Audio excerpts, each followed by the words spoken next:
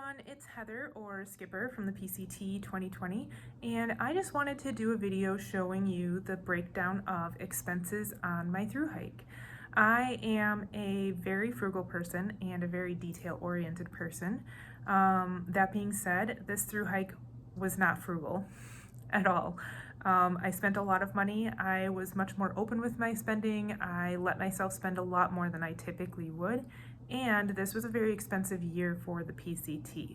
So I broke down my expenses on the trail. I did resupply, gear, transport, lodging, town food, and then cash sometimes. And then I have my off-trail expenses as well. I broke it down by section, so desert, Sierra, NorCal, Oregon, the miles that I did complete at least, and then Washington, the miles that I did complete. I also have listed my Neros, my Zeros, and the amount of miles I hiked that were non-PCT miles as well. So part of the way I kept track of this was, as far as mileage and days on the trail goes, I had journals. So I wrote a journal every single night. I have 3 of these. I wrote about the day, but at the start of the journal entry, I also wrote how many miles I hiked. I don't know if you can see that. I wrote the date, how many days I had been on trail, and how many miles I hiked that day. So I kept track of all of that in my journals, and then I also went back each section that as I was finishing it and wrote down all of the expenses based on my credit card. So as far as that goes, it's not perfect, it's not exact, because there were times that I would share a hotel and I'd pay for the hotel one time and then Booney would pay next time. Or I'd pay for the hotel and then Roadkill and Goldilocks would buy me dinner, or vice versa. So we always figured out how to even it out, and we did keep track of that so that nobody was paying too much. So it does end up evening out, but it's not a perfect breakdown, but it's as good as I could get with the data that I had. So down to it, as far as the expense of the trail, if you're looking at this and planning a future through hike of the PCT, keep in mind, this was the year of COVID. So throughout the entire desert, I was not able to stay in a single hostel. There are a lot of hostels in the desert. However, they were all closed because of COVID. I started March 27th, which was early, and by the time I finished the desert, they were still all closed and were just starting to open by the time I got into the Sierra.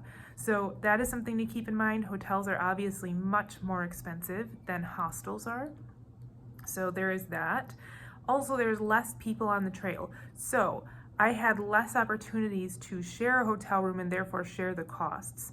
Occasionally I would share a hotel room with Booney or Roadkill and Goldilocks, but when Booney's girlfriend came to see us, I would have my own hotel room because they would have their own hotel room, and there weren't a lot of other hikers around us.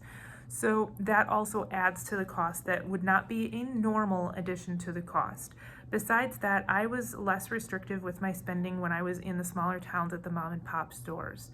Normally I would be extremely frugal. However, I knew these places were hurting because of COVID and because of the lower number of hikers. So I was just more willing to spend the money. I had the money. I knew that I could spend it. So I did, and did at least what I felt was my part to try to help them make it through this season. Another thing I spent a lot of money on was food. So I had major nutrition issues, and I could not restrain myself from spending money on town food when I was in town. Sometimes I'd even have 2 entrees for one meal. So I spent a lot of money on food, and I ate a lot of food. So in the Sierra, I was carrying 4,000 to 5,000 calories of food a day and eating it all. And so that adds up and is very expensive as well, and that's not everybody's need. So everybody's need is different there. So let's get down to it. As far as the desert section, I started on March 27th. I finished it on May 25th. It's 702 miles from Campo, California to Kennedy Meadows South. And I flip-flopped it because of bad weather. So with that bad weather, I spent more time in hotels, and I also spent more money trying to figure out how to flip-flop those miles. So I had 11 zeros 3 Neros, and 41 extra miles that were non-PCT miles. Now, those miles include walking off of the trail to go get water and come back, or walking a trail to get off of the PCT and into town. So that's including all of that, or back from town. I'm not including any walking that I did within the town itself. So it is other trail miles that are non-PCT.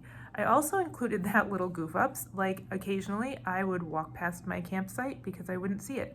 And then I'd walk a quarter mile or a half mile past the campsite and have to turn around and come back. That only happened a couple of times, but that is included in my total. I was looking to add or to see how many miles I hiked besides the PCT for me individually. So that's going to be different for every person depending on which water sites you choose and all of that stuff, and how many off-trail mistakes you make. In the desert section, I spent the most money on my resupplies. I spent $968.77 on resupplies. The next thing that I spent the most money on is lodging, $792.46. And then it goes to gear. So with gear, I'm including shoes and inserts. Each time I bought shoes and inserts, it was $200. I went through 2 pairs of shoes and inserts in the desert. So $400 of my gear is that. And then I also bought an ice axe and I bought a rain jacket. And so I spent $646.08 on gear in the desert section. On transport, I spent $82.54. That includes buses to Campo, to the trailhead. That does not include my airline tickets. That does also include Ubers and buses and money I gave for hitchhiking and that kind of stuff. And then town food, I don't believe I mentioned this yet, but town food means eating out at restaurants and the food that I bought to keep in the hotel room, like yogurt and soda and what have you. So that I spent $436.36 in the desert section. So all in all, I spent a total of $3,044.84 in the desert, not including my home expenses, but that is including my gear. So that, like I said, is a very individualized number. You could probably easily get that number down in a normal year by staying in hostels. Also, your nutrition needs might be totally different than mine. It turned out my nutrition needs were very, very high. Even compared to other people on trail, it was very high. And so I spent a lot of money on food. And if you had your gear more dialed in than I did, you would likely be spending less money on gear while you're on trail.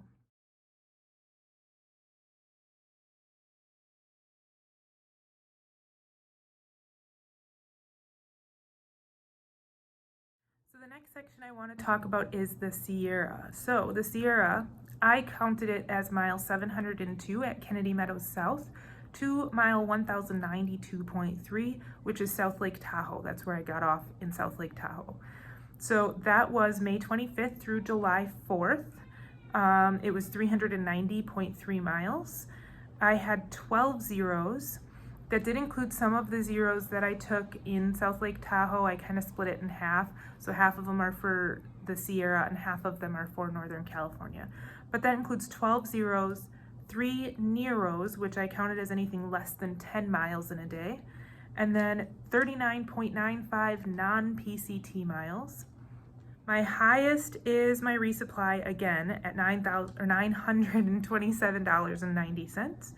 And then it goes to gear. Once again, I bought a new tent. I bought 2 pairs of shoes and inserts, and then I ended up with 3 different water filters because I kept freezing mine. So I spent $856.42 on gear. I spent $850.48 on lodging for the Sierra section.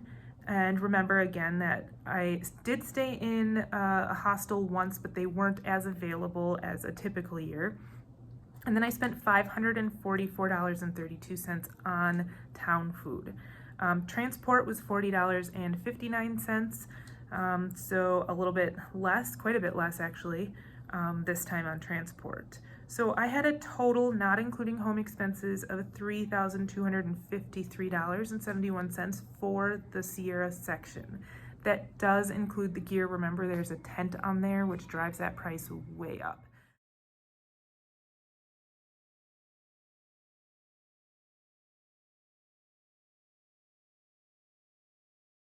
So the next section to talk about is Northern California. That was mile 1092.3 at South Lake Tahoe to mile 1691.7. It is 599.4 miles long, and I took 33 days to do that. Now, the number of days I'm using to do this section includes all of the zeros as well. So for Northern California, I did much better on zeros. I only had 2. I had 4 Neros, and my non-PCT miles were only 10.55. There are so many resorts and stuff in Northern California very near to the trail. It's really easy to not have to do as many trails to get on and off the PCT, and to not have to worry as much about that kind of stuff. So as far as my on-trail expenses, my highest one was lodging this time, $501.33, followed by gear, which included the water filter and then 2 pairs of shoes and 2 pairs of inserts. That was $440.92. And then next would be town food, and that was $432.32. And then I spent $15 on transport.